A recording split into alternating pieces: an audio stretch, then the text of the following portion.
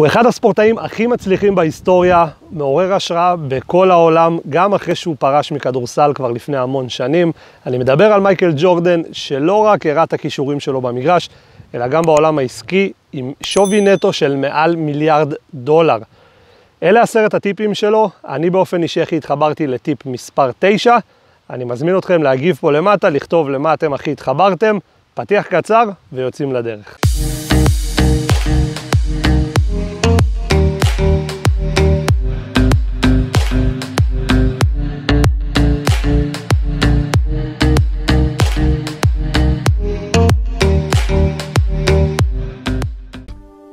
Every day, the first person there before the sun would be Jordan. And he was there because he wasn't good. He would work with a batting instructor and work all day long and be the last person to leave every night also. I asked him what it was like for him in the morning. And Jordan said, I get up before the sun comes up and I make myself some breakfast by myself. He was down there alone. And I get in the car and I'm driving to spring training, and there's no one really out on the roads yet. And I look at the seat next to me, and I see my dad. And I talk to him. I think to myself, Pops, we're doing this. We're doing this together. And the day would end, and he would say to the batting instructor, can we do a little more? I think I'm getting this. I think I'm learning this. I think I'm getting this. And that's when Sports Illustrated put him on the cover, saying that Michael Jordan has embarrassed baseball. And as I would watch him there every night as the sun was going down and the other ball players had left, and I would see this guy working to get better, Michael Jordan working to get better, I couldn't help thinking that if you ever have children, you ought to pray that they grow up someday to embarrass you like this. I played professional basketball for the Chicago Bulls. 32 seconds to go. A 1-point lead for Georgetown. Gordy to Black. The time, 18. Shot, Jordan! Michael Jordan! If I had to trace my evolution, the Michael Jordan evolution, I always have to start back in college. Hitting a shot against Georgetown in 1982 when I really didn't know exactly what I was doing. North Carolina has won the 1982 NCAA championship. It awakened a person inside of me to excel, to compete to excel. To be one of the best, or be the best. That drove me. And I guess with that shot, it kind of ignited a fire inside of me that nothing was going to stop me. They cut it to run if they score. Jordan down the middle, all the way! Jordan to the hoop!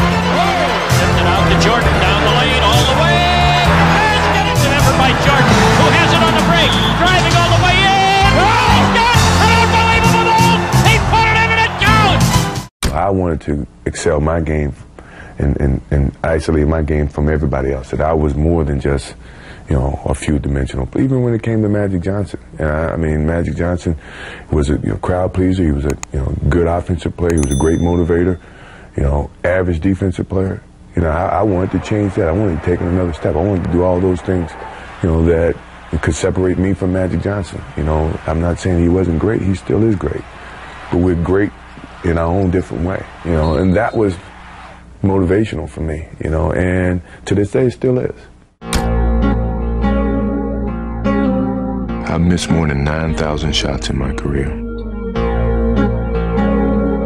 I've lost almost 300 games.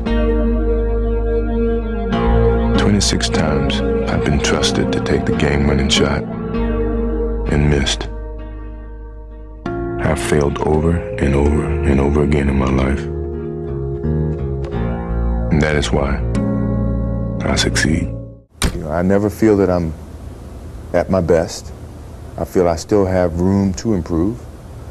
I still set goals for myself to strive for. I'm never complacent with what I've achieved. Even though it's been very successful for me, I still feel I have a lot to prove, not just as a player, but as a person, as a father, to some extent as a role model in all aspects. So I'm never really too complacent with myself or with what I've achieved. When I get to a point where I feel I can improve as a player, I walk away from the game. I still feel that I have a plateau that I hadn't reached yet in terms of my skills or my expectations of myself. You know, I'm always going to expect myself to do, you know, certain things or surpass certain things. As long as I believe that, then, you know, my road to success is going to continue to expand. Sports is a tool that teaches, you know, and it teaches you bad things. It can also teach you good things. It's how you perceive those things.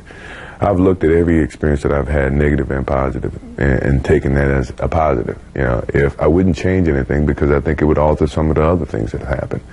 You know, so when I look back, I can't say that I've had any bad things happen. Sure, I mean, you don't want bad things to happen, but you deal with bad things. You can't have good or without bad.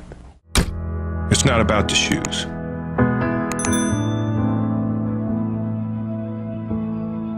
It's about knowing where you're going, not forgetting where you started.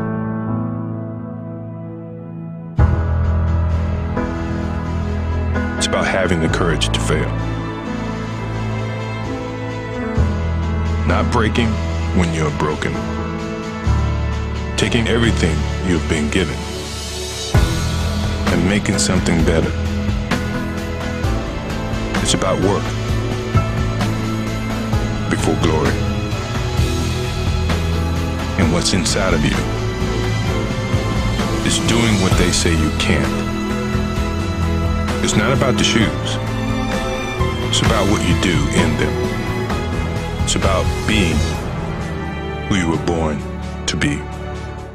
You know, we are old, and sure, we're tired. It's been a long season, but mentally, we have a vision. We have a finish that we have to attain. You know, and sometimes you have to do it when you're old and you're tired. You know, and I think it's the test of your will to succeed when you have to deal with, you know, some of these negatives. And I'm pretty sure, you know, by the end of this playoffs, you'll see the old and the tired people were very, very young and strong mentally. Maybe it's my fault. Maybe I led you to believe it was easy when it wasn't. Maybe I made you think my highlights started at the free throw line and not in the gym. Maybe I made you think that every shot I took was a game winner. That my game was built on flash and not fire. Maybe it's my fault that you didn't see that failure gave me strength, that my pain was my motivation. Maybe I led you to believe that basketball was a God-given gift and not something I worked for every single day of my life. Maybe I destroyed the game. Or maybe you're just making excuses. The Bulls can win it right here. The Bulls can win it. Unbelievable. 13 seconds left. Jordan left side. I practice as if I'm playing a game. So when the moment comes in the game, it's not new to me. That's the beauty of the game of basketball. That's the reason why you practice. That's the effort. So when you get to that moment, you don't have to think. Instinctively, things happen. Jordan a drive. Hangs, fires, yes! The Bulls lead 87-86. Michael Jordan with 45 points.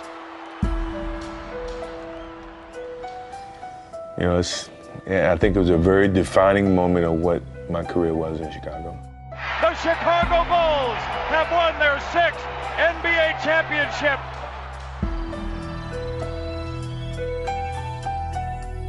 If that's the last image of Michael Jordan, how magnificent is it?